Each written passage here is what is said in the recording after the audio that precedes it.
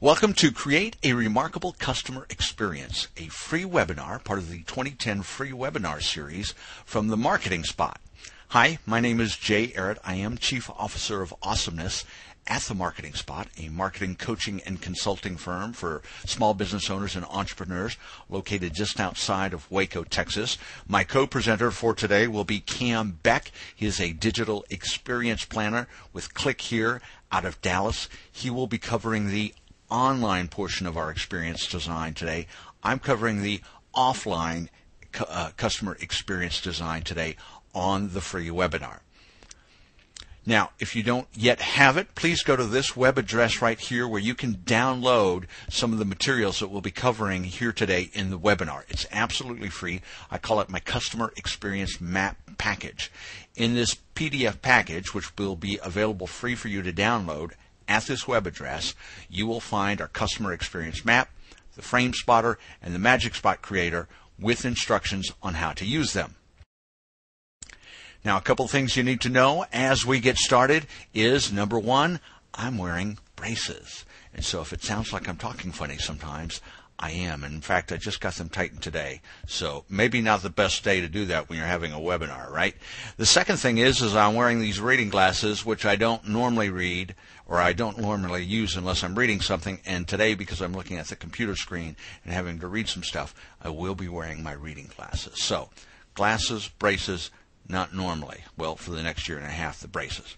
Anyway, go to this web address right here, download your Customer Experience Map Package, and if you're watching this recorded video, you can pause right now, and I'll wait while you do that, and then you can follow along with the actual tools as we go through the webinar. All right, so let's go ahead and get started then. I'm going to introduce to you several concepts, so if you also want to have some note-taking material, please just jot down your thoughts as I'm talking, as you see the slides. But I'm going to introduce to you two very important concepts today that I hope you'll keep in mind whenever you are dealing with your customers. But before we do that, I want to show you a steak. Not just because I love steaks, too, and I do love steaks, but to make a point. You can go to the local grocery store and buy this piece of meat for about $14. However, Ruth's Chris Steakhouse takes this piece of meat and repackages it and sells it to you for about $40. Not only that, they'll take a $30 bottle of wine, repackage it, and sell it to you for $80. How can they do that? $14 piece of meat for $40, $30 bottle of wine for $80? Well, the real reason is because, if you use the metaphor, they're not selling you the steak, are you? Are they? They are selling you the sizzle. They are selling you the experience. So that is concept number one. Concept number one is you do not sell a product or service. You sell the experience wrapped around that product or service. Because there is someone somewhere, probably maybe right down the street from you, that is selling the same product or service that you sell. And there's someone probably selling it for less than you sell it. So you are not selling a product or a service. You are selling the experience that is wrapped around that product or service. Now, the second concept I want to introduce to you is the concept of stories or the customer. The way that businesses tend to think of the customer is when the customer walks through the door, we'll deal with them, we'll serve them. You may give good service, you wait on them, you treat them the best way that you can. But our vision of the customer is limited to the customer walking into our door or entering our world in some way.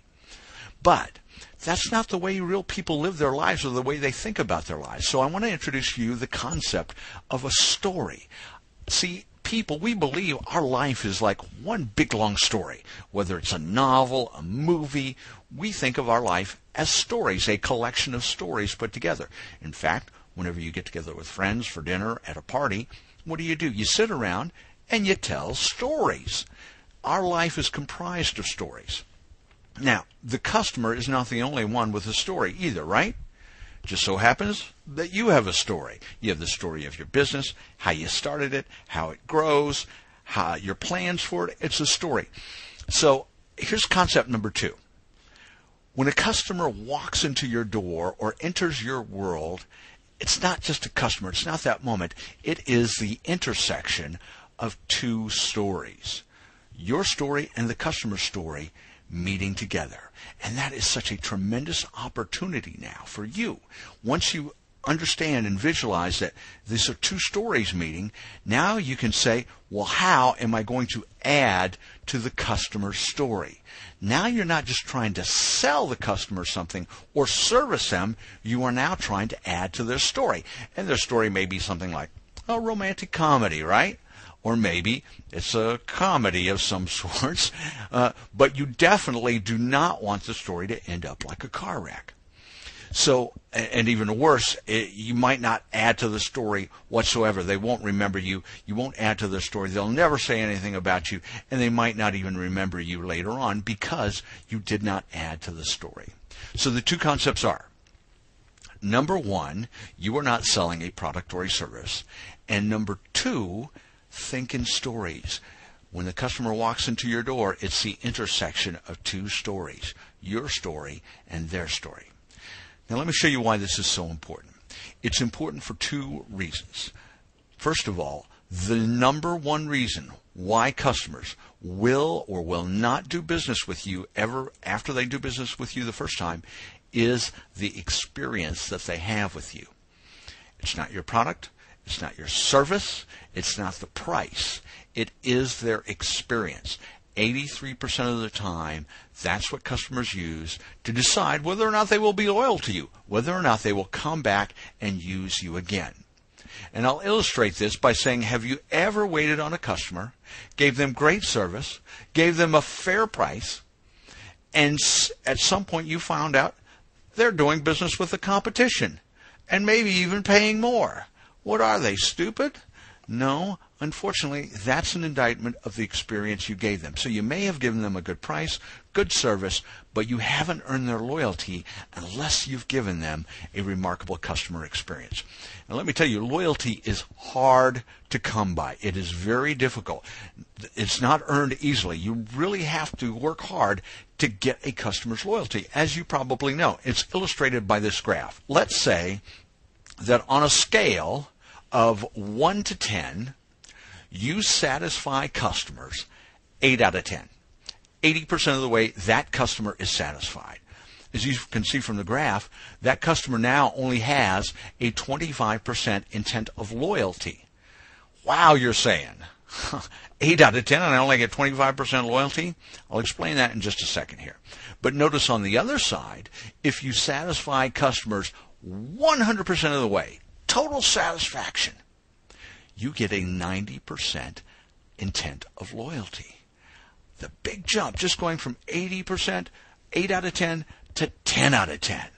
Why is that? You would say 8 out of 10 is pretty good.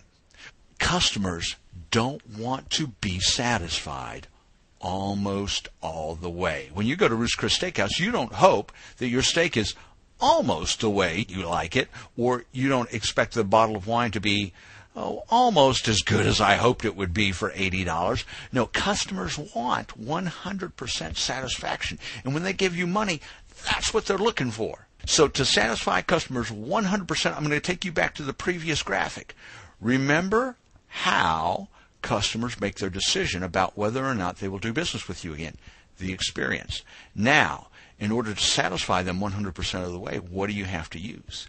You have to use the experience, not service, not price. And then ultimately what you're looking to do is add to their story, to give them a story that they can remember later on and retell to their friends and their family. Well, I haven't totally discouraged you now. You say, wow, that's an awful lot. Yeah, well, it is, but it is totally doable. So you say, okay, how do we do it? Now that I know I have to give a great customer experience and I have to give them stories, all right, let's start working on this. Let's brainstorm on it. And this is what's known as creating a customer experience by good idea. We begin looking for good ideas to get that remarkable customer experience. And you know how that goes, right? You're out somewhere, you're doing business somewhere, and wherever it may be at Ruth's Chris or it may be at IKEA, you like something and you say, wow, that's a great idea. I ought to do that at my business because I really like it here at IKEA the way that they do that. And so you say, okay, that's one idea. I'm going to use that idea. And then you come home that evening and your spouse relates a story to you about this great customer experience you had, she had, or he had, and you say, that's a great idea. I'm going to use that too. I'm going to put that in my customer experience. And then you're reading a trade publication and you see how a business in your industry increased their revenue by 25% with this one little thing they did in the customer experience. And you say, I'm going to use that idea too. And so what you end up with is a customer experience that is a collection of good ideas. And that's bad. And I'm going to tell you why. That's not the way to go. Putting together a customer experience by good idea will not give you a remarkable customer experience. And I'm going to show you why by using Broadway musicals as our example. That's right, Broadway musicals. Let's say, and I'm going to show you a little bit of my feminine side here, is that I like Broadway musicals. Let's say we're going to create our own Broadway musical then, all right? And I'm going to say, you know what, Cats is my favorite musical, probably because my wife and I got to see Cats on our honeymoon in New York on Broadway, so it leaves a vivid memory in our mind. So I'm going to make the main character of our new musical a cat, because I like cats, and I thought that's a pretty cool idea to have a musical around some cats. So another cool musical is Hairspray. So what I'm going to do is I'm going to team up my cat with a chubby little girl who knows how to dance real well. So that was a good idea to have that. That was kind of unexpected in Hairspray. And you know what another good musical was? Is Chicago. So I'm going to team up my cat and my chubby little girl, and I'm going to send them to Chicago to defend a woman who has murdered her husband. That's my new musical. Now, if I put all those good ideas together, those several good ideas together, what kind of musical will I have? Well, I will have something that's called Chicat Spray, and it won't be very pretty. Now, I did this at a speech one time before a group of business owners, and someone said, well, my favorite musical was Wicked. And if we added Wicked to this, we'd have some Wicked Chicat Spray, and it would be even worse. So you don't want to create a customer experience that's based on a collection of good ideas because they're not cohesive. And a customer will not receive a coherent customer experience. Something will be off to them. Something will be not quite right. So I'm going to show you how to get on the path of creating a remarkable customer experience without using everybody else's good ideas, but your own good idea. But we have a little problem here. The problem is you're abnormal. You're abnormal within your own business in that you eat, breathe, think, sleep your business, your industry. And you're in it all the time. You're thinking about it all the time, which is abnormal because most people don't think about it the way that you do. So what happens is our brains, in an attempt to conserve energy for our brains and to save time, our brain puts these neat little folders, these category folders in our minds, and it says, this is going to save us time, and it's going to save us brain power because I know what you think about all the time, and I'm going to put everything in some little categories. So when you try to create something that's remarkable or something that's unexpected, you have to kind of look outside of your industry for these fresh ideas.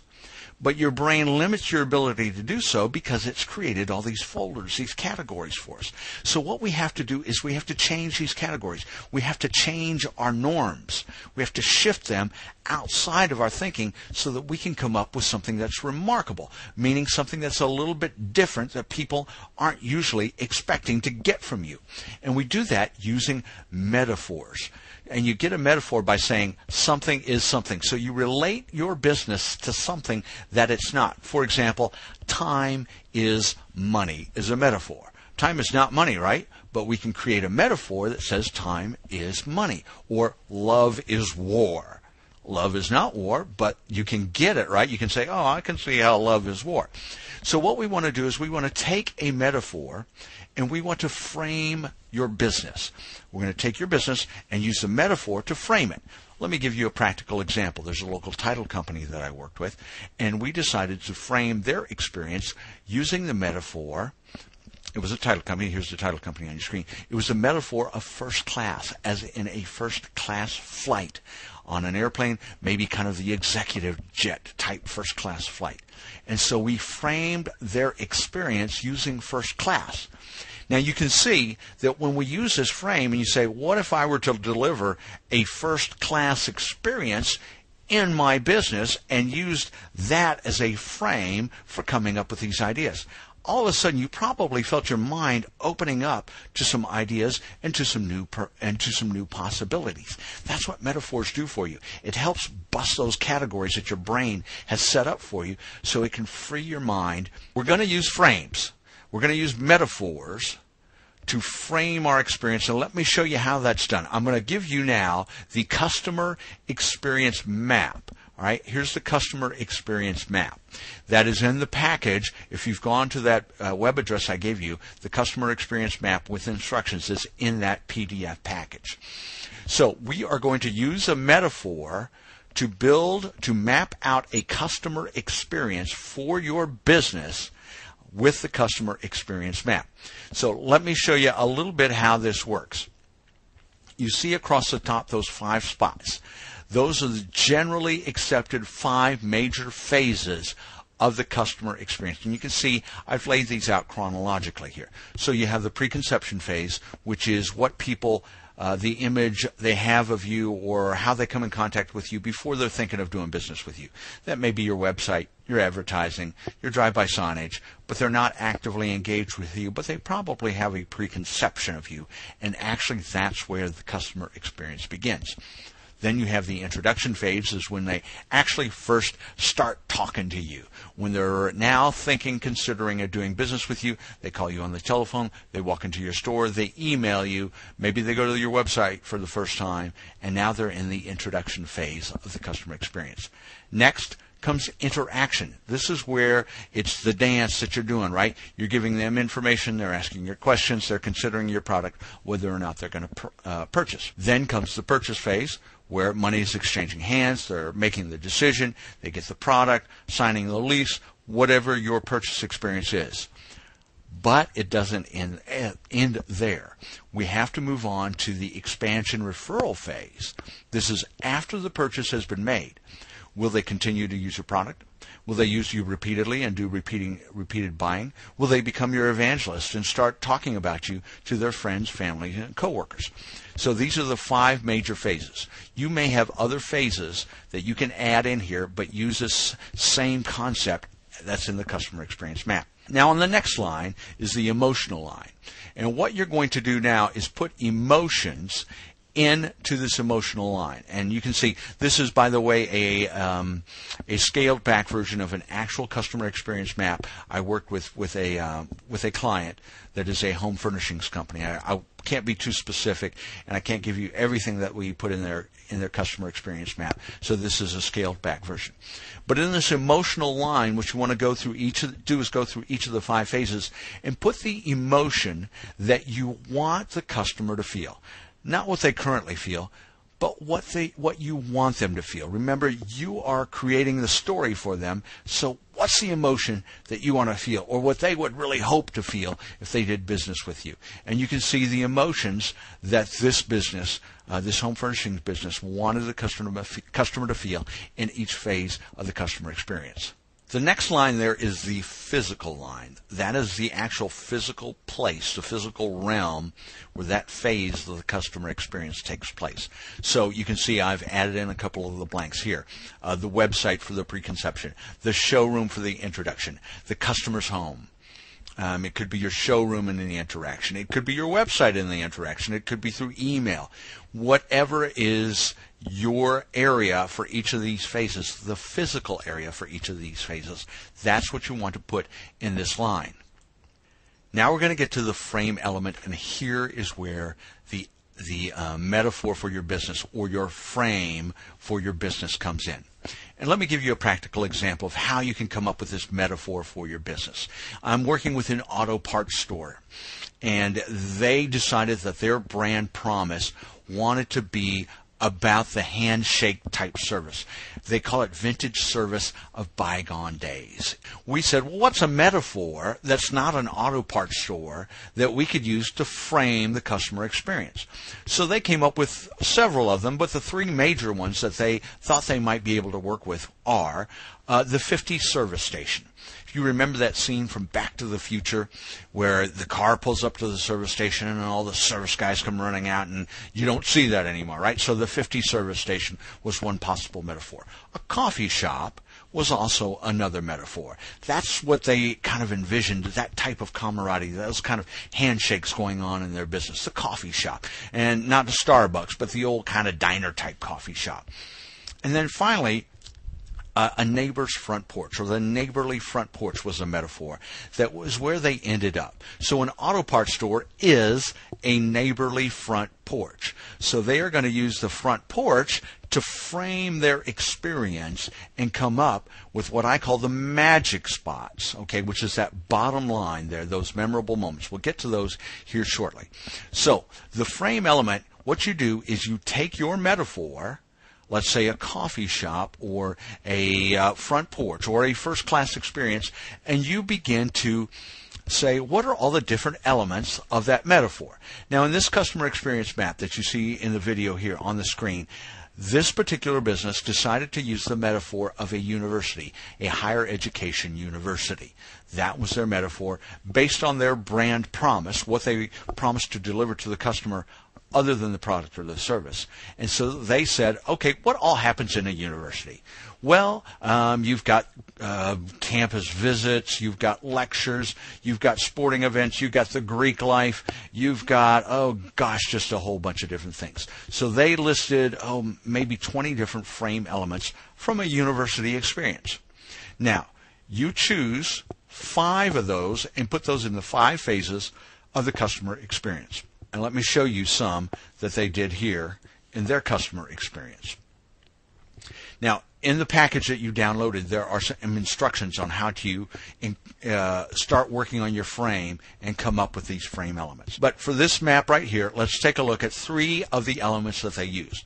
1 was the campus visit, 2 was the orientation, and 3 was the lecture notes. Campus visit, if you're deciding which college you want to go to, you do a campus visit. You go check them out, right, if they're within traveling distance or you can afford it, right? And then there's orientation. When you start going to a school, when you first get introduced to a school, you go through a new student orientation. Finally for this map, there are lecture notes. If you're going to school, you're interacting with the school, you're taking notes all the time. So you got lecture notes. So that's how we're going to frame this experience and use it to come up with the magic spots. Now, the magic spots are those little memorable moments, those little special times, the little story additives that happen within your experience that customers can remember for their own personal gratification later on, remember it pleasantly, and also you need these little memory points, these magic spots, so that the customer can tell their friends about it later. Because remember, we like to tell stories. We don't want to describe our experiences as abstractions, right? It was good, it was fine, it was a nice store. That's not the way we want to say, well, you should have seen what happened. I went in there and they did this to me. Okay, so now let's look at the customer experience map again here from our home furnishing store and see how they turned these frame elements using the university frame or theme for their customer experience into magic spots. Here's what they did. Under the preconception stage for the campus visit, they went around the showroom and created video and took a video of their campus. Right? So you could get a feel for their showroom, and it's a beautiful showroom for home furnishings. And so they put together a video tour or a campus tour on their website so you could tour the campus before you got there to see if you liked it or not. Now, the next phase of the customer experience, they used the orientation, the new student orientation. They decided that they would have their student life center when you came in. Not calling it that, but they set up a little table with some nice chairs and a coffee bar. So when you first come in, to their showroom. Someone will meet you, greet you, take you to the coffee bars, give you a cup of coffee, sit you down, talk to you, and say, okay, here's what's going to happen in our showroom. What are you here for? What are you trying to accomplish today?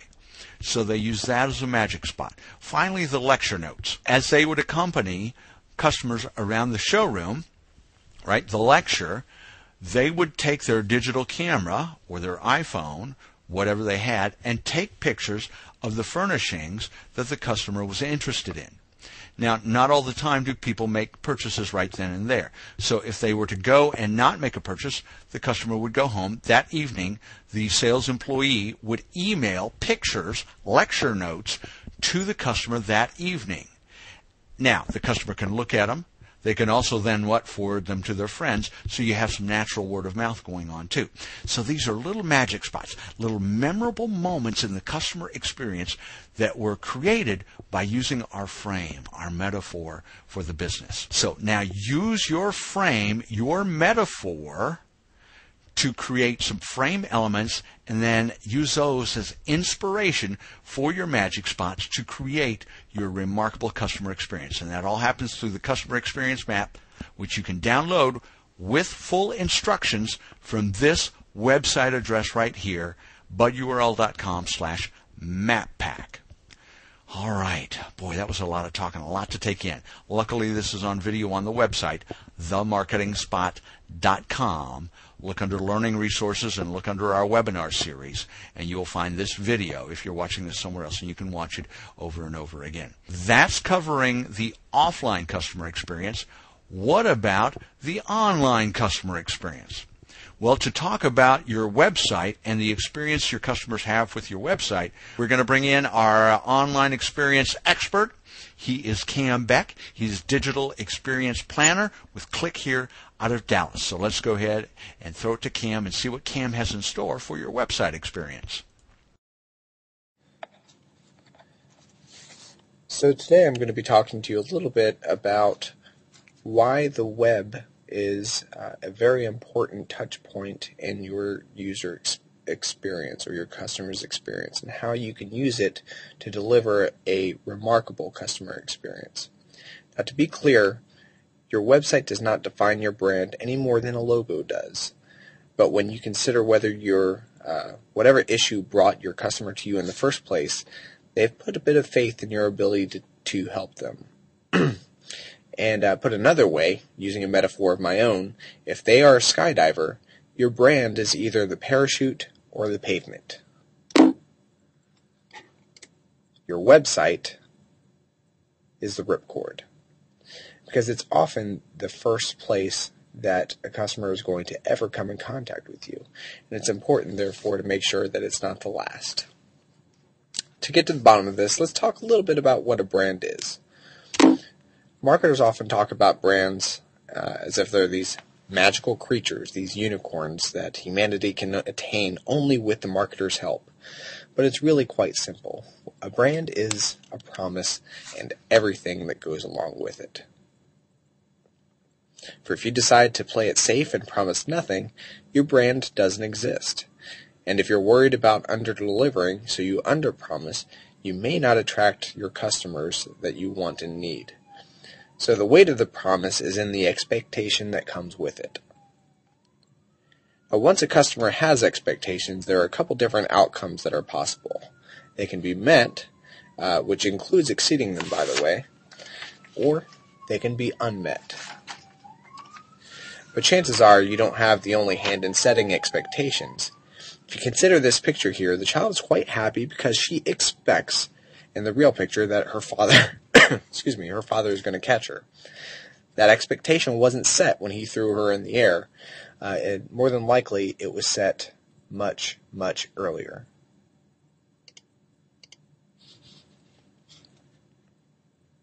For people who come to your website, get their expectations from every experience they've ever had and every website they've ever visited.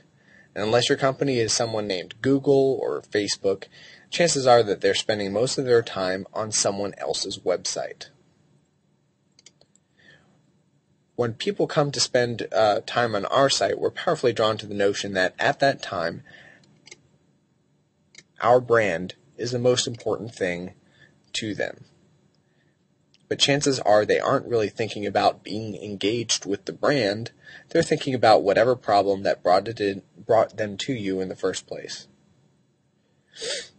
See, we don't just want everyone to see us the way we see ourselves. We want everybody to love us the way we love ourselves.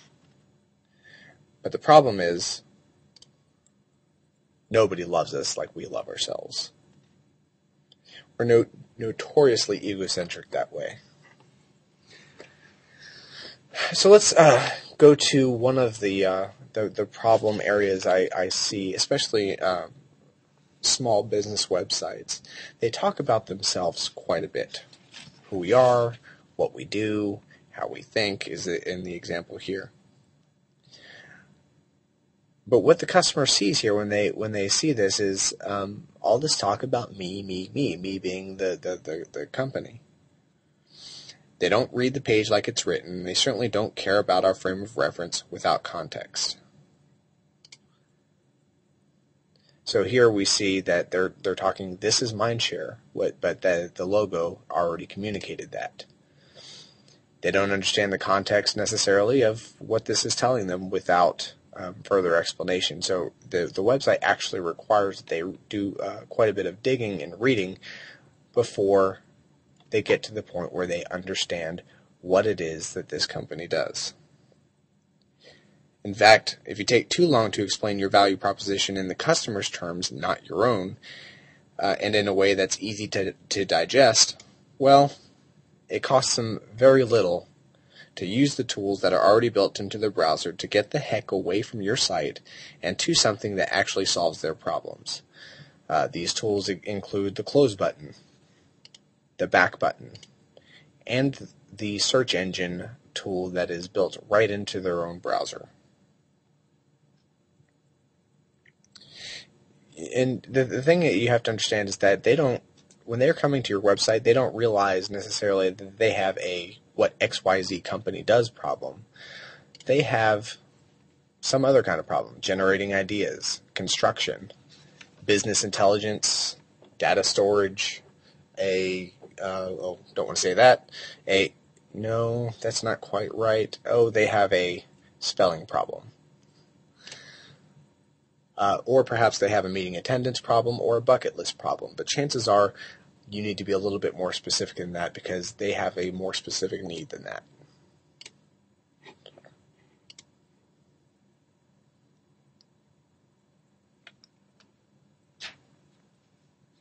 The point is that moving on costs them very little, and it's easy to use.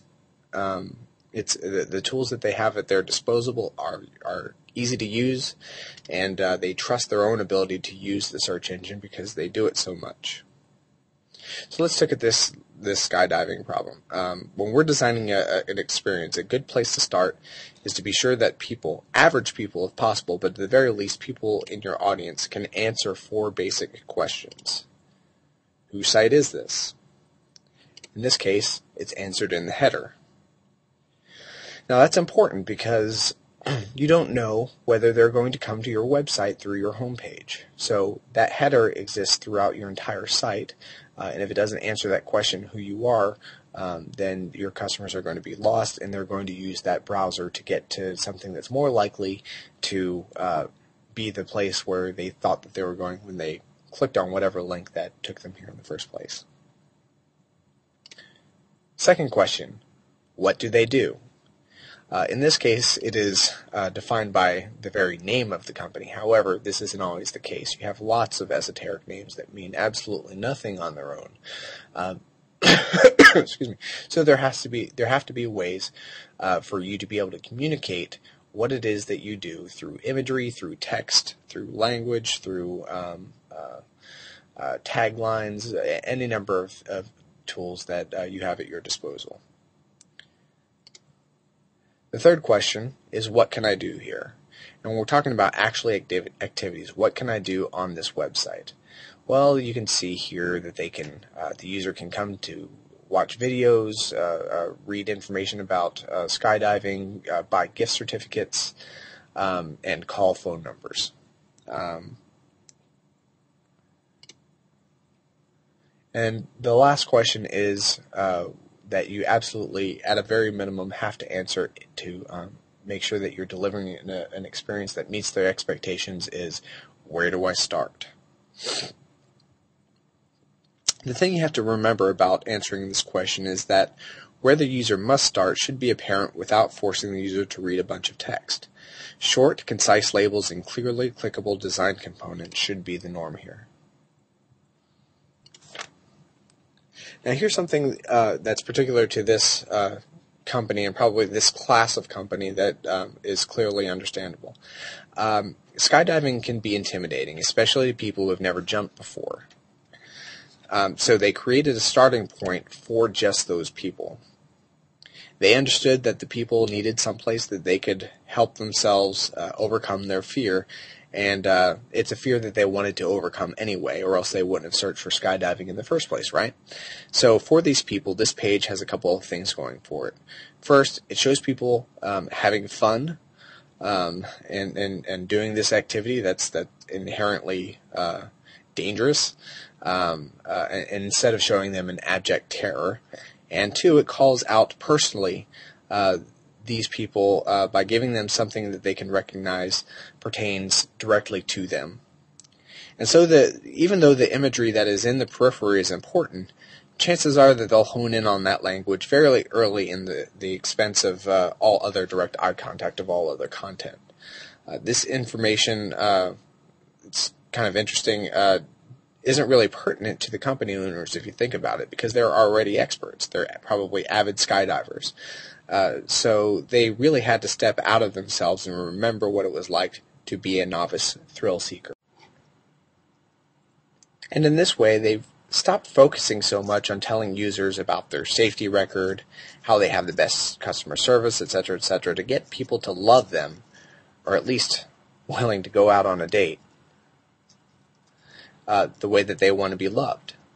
They stopped talking explicitly about the things they're proud of, no matter how justifiable it might be, and they focused instead on the needs of the people who would be coming to the site. And that's essentially what we need to do. We need to get out of the mindset of talking about ourselves in the traditional advertising mindset, and instead be helpful providers and promise fulfillers. Now, the beauty of designing remarkable experiences on the web or otherwise is that you have something your audience wants and they have something you want. As Jay said, it's the intersection of their story and yours. Find out where they intersect. Be sure to maintain good character, and you've essentially solved your problem. The rest is just the coaxing. Now, assuming you've attracted the right audience, they want to be coaxed. They're just not sure that they want to be coaxed by you yet. So to summarize, first you need to know what you want to accomplish. Analyze your business goals and how you want the web to help you achieve it. Also, look at what's happening around you on the web, where it helps you to figure out what your customers' expectations are. Second, ask. Ask them what they want. Ask them what they love. Ask them what they fear, and ask them what they'll kill or die for. But don't just leave it at that, because what we've found is that people don't always know how to articulate what they want. It's more important to watch what they do. It's far more powerful.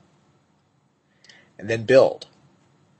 Don't get stuck in analysis paralysis. Set a deadline, and don't worry so much about it being absolutely perfect, because, take it from me, it won't be. It won't even be as perfect as you can make it, which is why you do that process all over again. Create a culture of continuous improvement by following these steps and then repeating them. Constantly evaluate your business goals and what is happening around you. Ask around for opinions. Watch what they do and build it. You know the old adage, if you build it, they will come. Well, if you don't build it, they won't come. Before I turn it back over to Jay, I want to recommend a few books for your review. Now, as business owners, entrepreneurs, managers, and those aspiring to be so, I know your time is valuable to you. And I certainly wouldn't want to give you a whole bunch of reading that you can't put into practice immediately. Both Don't Make Me Think by Steve Krug and Letting Go of the Words by Jeannie Reddish are very valuable in that they communicate a lot of important ideas very quickly. And whether you already have a website or considering building one, these books are must-have for anyone who cares about their audience and how they perceive you on the web. And with that, I'll turn it over to Jay for closing thoughts. Okay, thanks, Cam. Great stuff there about your website, so lots of stuff to think about there, as well as everything that we talked about today with your online customer experience design. I'll leave this slide up here in case you want to get Cam's contact information. You see his email address and his phone number there if you want to call and ask him some questions, or you think you might want to use click here to work on your website experience. Let me give you my contact information now. That's my email address. If you have any questions about the material covered in this webinar, and no matter when you are viewing this webinar, so I recorded this webinar in late June of 2010, whenever you're viewing it, hey, it's okay, drop me an email if you want to ask a question. If you have some specifics that you want to ask me, you are free to call me on my phone number. There, you see the number there. I do work with clients, coach and consult them through this process. And if you feel like you need some help in developing your customer experience, please give me a call. I also work on branding too, so if you need to have a brand developed before you work on your customer experience, I can help you there too. So that's my contact information there, my email address and my phone number.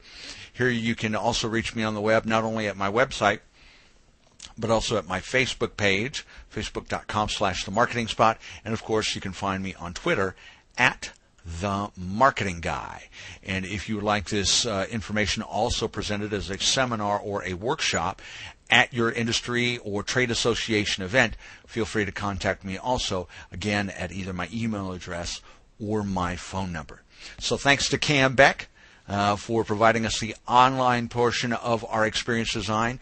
My name is Jay Ehret, and I hope that you will use this information and the customer experience map to start getting that loyalty that you deserve and that word of mouth that you can earn if you just start working on a remarkable customer experience.